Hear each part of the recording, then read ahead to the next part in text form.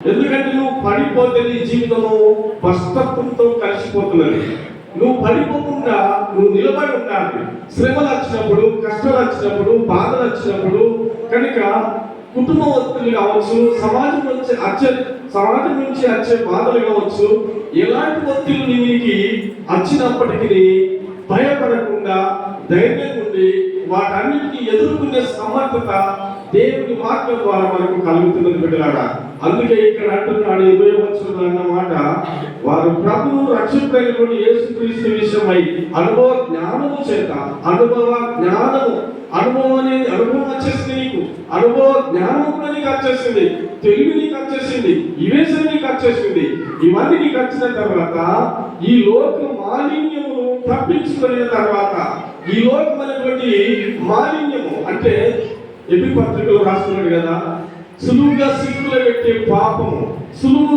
పెట్టే పాపము, ఈ లోక మాలిన్యము. కనుక ఇవన్నిటిని మనం ఏం చేస్తున్నాము, తీసి పడేసుకున్నాం. మనం కనుక మన పాపమును తొలగించుకున్నాం, మన శాపమును తొలగించుకున్నాం. కనుక గత కాలము మనం లోకంలో ఉన్నప్పుడు ఇవన్నీ మనతో ఉన్నాయి. కానీ నిజమైన దేవుని మనం తెలుసుకున్న తర్వాత, నిజమైనటువంటి రక్షకుని తెలుసుకున్న తర్వాత, మనకు అనుభవ జ్ఞానం మనకు వచ్చిన తర్వాత, తెలివితేటలు మనకు వచ్చిన తర్వాత, బైబిల్ చదివే జ్ఞానము, కనుక ప్రార్థించే జ్ఞానము, క్రమంగా దేవుని మందిరికి వచ్చే జ్ఞానము, ఇవన్నీ కలిగి మనం పొందుకున్న తర్వాత ఈ కింది వచనం ఏం తెలియపరుస్తున్నది, మరలా వాటిలో చిక్కబడి వాటి చేత చేయబడిన వారి కడవరి స్థితి మొదటి స్థితి కంటే మరి చెడ్డదగును. దేవుని బిడ్డలారా, చాలా మంది జీవితంలో కడవరి స్థితి మొదటి స్థితి కంటే మరి చెడ్డదిగా అయిపోతున్నది. ఈ రోజు మనం గమనించాలి. నేను మొన్నటి దినం ఒకరు ఇంటికాడ ఇదే మాటలు చెప్పిన, దేవుని తెలుసుకున్నది, దేవుడు మందిరికి వచ్చింది, నిజమైన దేవుడని తెలుసుకొని రక్షణ పొంది బాప్తిసం పొంది కనుక దేవుని పూర్తిగా విడిచిపెట్టిన ఒక కుటుంబాన్ని గురించి చెప్తున్నా. దేవుని పూర్తిగా విడిచిపెట్టేసి లోకంలో కలిసిపోతున్నారు. దేవుని బిడ్డలారా, అది వేరే చేతులు. కాబట్టి నేను ఎందుకు ఈ మాట చెప్తున్నానంటే, ఈ రీతిగా దేవుని వదులుకున్న తర్వాత నీ జీవితంలో జరిగేది. నువ్వు అనుకుంటున్నావు కదా, దేవుని విడిచిపెడితే హాయిగా ఉందా, దేవుని వదులుకుంటే నేను సంతోషంగా ఉంటా, కనుక లోకంలో అన్ని రకాలుగా మనము వ్యవస్థ చేసుకోవచ్చు అనేది కొందరి జీవితాలలో ఉంటుంది. కనుక దేవుడికి వచ్చిన తర్వాత ఏంటంటే కట్టుదిట్టాలు ఉంటాయి, క్రమశిక్షణలు ఉంటాయి, కట్టులు విధులు నియమాలు మనకి బైబిల్లో రాయబడింది. కాబట్టి క్రైస్తవ జీవితంలో కొన్ని కట్టుదిట్టాలతో మనం జీవిస్తాం. ఈ కట్టుదిట్టాలు మనకు కష్టాలుగా ఉండవు, ఈ క్రమశిక్షణలు మనకు ఏదో మనకు బాధ పెట్టినట్టే ఉన్నాయి. ఇవన్నీ కూడా మన జీవితంలో మంచితనం కొరకు, మంచి మానవత్వం కొరకు, దైవత్వం కొరకు, దేవునితో కలిసి ఉండడానికి కొరకు ఇవన్నీ కూడా మనకు ఏర్పాటు చేయబడుతున్నాయి దేవుని బిడ్డలారా. అందులో బట్టి కనుక నీ దేవుణ్ణి వదులుకుంటే మరలా వాటిలో చిక్కబడి అంటే మళ్ళీ తిరిగి పాపములో, మళ్ళీ తిరిగి లోకంలో, మళ్ళీ తిరిగి ఇష్టానుసారంగా, మళ్ళీ తిరిగి కనుక దేవుని విడిచిపెట్టి అనేక కోణములు నువ్వు వెళ్ళిపోయినట్లయితే నీ జీవితము చాలా బ్యాడ్ నేమ్ వస్తున్నది, చెడ్డ పేరు వస్తున్నది. దేవుని దగ్గర దేవుడు నిన్ను మెచ్చడు, దేవుడు నిన్ను నచ్చడు.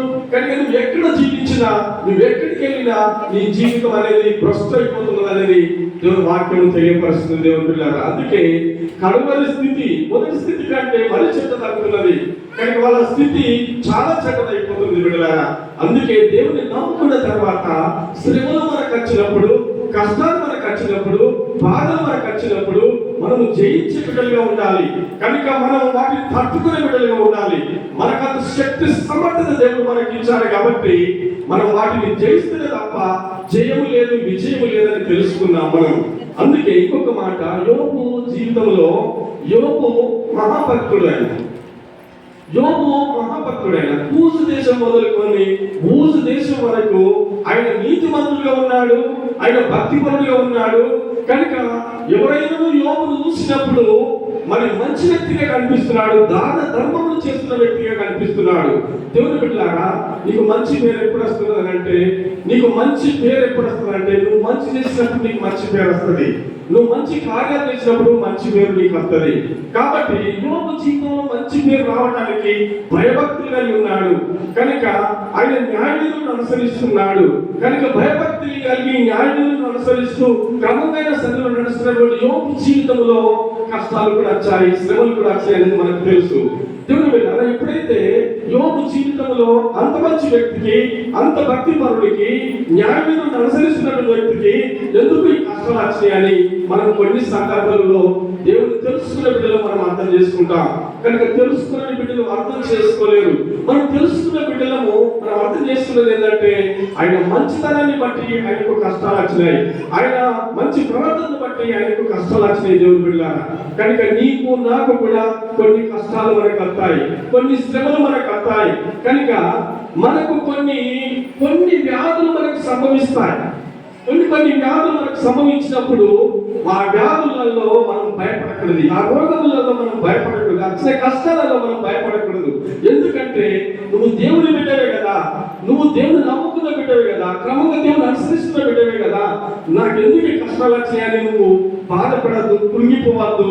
దేవుడు నాకు ఎందుకు ఈ పరిస్థితి కలగజేసిందని అనుకోకుండా, ప్రభువా ఒకసారి నన్ను ముట్టి, ప్రభువా ఒకసారి నన్ను తాకి, నా రోగం నుంచి, నా వ్యాధి నుంచి విడిపించి మరి నిజమైన దేవుని బిడ్డ ఎలుగెత్తి దేవునికి మొరపెట్టాలి. కనుక మోకరించి ఆయన సన్నిధిలో కన్నీరు గార్చి దేవుని అడగాలి. ప్రభువా నేను నీ బిడ్డను, నీ సొత్తైన ప్రజను, నీ రక్తంలో కడగబడ్డ బిడ్డను, ఎందుకు నాకు ఈ కష్టాలు వచ్చినాయని చెప్పి దేవునికి మొరపెట్టాలి. బిడ్డలారా, అందరూ ఈ రీతిగా చెయ్యరు, కానీ కష్టాలు వచ్చినప్పుడు పడిపోతున్నారు, శ్రమలు వచ్చినప్పుడు పడిపోతున్నారు. కనుక ఇలాంటి వ్యక్తులు దేవునికి ఇష్టమైన వ్యక్తులు కాదు. కనుక మన స్థితులన్నీ కూడా భ్రష్ట అయిపోతాయి. చివరికి దేవుని ఎరగకుండా మనము పడిపోతే, మన కష్టాలు జయించకుండా పడిపోతే మన స్థితి చెడ్డదైపోతుందని బైబిల్ తెలియపరుస్తున్నది. యోబు జీవితంలో ఆ యొక్క యోబుడు సాతాను ముక్తింది, సాతాను కప్పలిపోయింది కాబట్టి కురుకుల చేత ముక్తింది, గాయాల చేత యోబును ముక్తినప్పుడు యోబు అన్ని జయిస్తున్నాడు. ప్రభువా ఎందుకు ఈ కష్టాలు వచ్చినాయి, ఎందుకు ఈ బాధలు వచ్చినాయి, ఒక్కసారి అక్కడ తల్లి గర్భంలో పుట్టకపోతే బాగుంటుంది అన్నాడు కదా, ఒకటే మాట. కానీ కనుక ఎవరిని దూషించలేదు, ఎవరి మీద అన్యాయమైన మాటలు మాట్లాడలేదు, ఏ కుటుంబాన్ని దూషించలేదు. దేవుని బిడ్డలారా, సమాజంలో దూషించలేదు, దేవుని కూడా దూషించలేదు. కానీ యోబు ఒకటే మాట్లాడాడు, తల్లి గర్భం నుంచి నేను పుట్టకపోతే బాగుండేది, కనుక ఈ స్థితి నాకు అచ్చది కాదేమని కొంచెం బాధపడ్డాడు. కనుక యోబు ఈ రీతిగా బాధపడుతున్నప్పుడు, ఈ రీతి శ్రమ పడుతున్నప్పుడు తన భార్య వచ్చి ఒక మాట అనేది మీకు తెలుసా? ఏమన్నదంటే, దేవుడు అంటున్నావు, రోగంలో ఉన్నావు, వ్యాధిలో ఉన్నావు, సమస్యలో ఉన్నావు, కనుక నిన్ను ఎవరు చూడకుండా, నీ దగ్గరికి ఎవరు రాకుండా నీ పరిస్థితి అంతా చాలా చెడ్డగా ఉన్నది, ఇంకా దేవుడు అంటున్నావు. అయ్యా, దేవుడు దూషించి నువ్వు మరణిస్తే బాగుంటుందని చెప్పింది. దేవుడు పిల్లలు చూడండి, యోబు భార్య ఎలాంటి మాటలు మాట్లాడిందో. యోబు భార్య మాట్లాడేటువంటి మాటలు ఏమన్నా అర్థం ఉన్నాయా? చూడండి, ఇక్కడ ఏమన్నా కనుక సహకరించినట్టుగా ఉన్నాయా? భర్తకు సహకరించినట్టుగా ఉన్నాయా?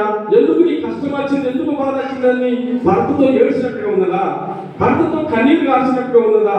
కనుక దేవుడు ఎందుకు ఈ కష్టం పెట్టిందని దేవుని దగ్గర భార్య ఏడ్చినట్టుగా ఉన్నదా? యోబు భార్య ఎప్పుడు కూడా కన్నీరు కాల్చి ఏడవలేదు. సంతోషంగా ఉన్నప్పుడు, ఆనందంగా ఉన్నప్పుడు తిన్నది తాగింది, కానీ కష్టం వచ్చినప్పుడు మాత్రము దేవుడిని మాత్రము విడిచిపెట్టినట్టుగానే ఉన్నదండి.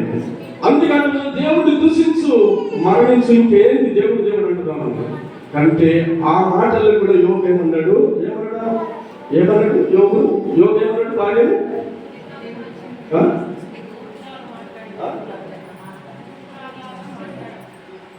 ఏమన్నాడు?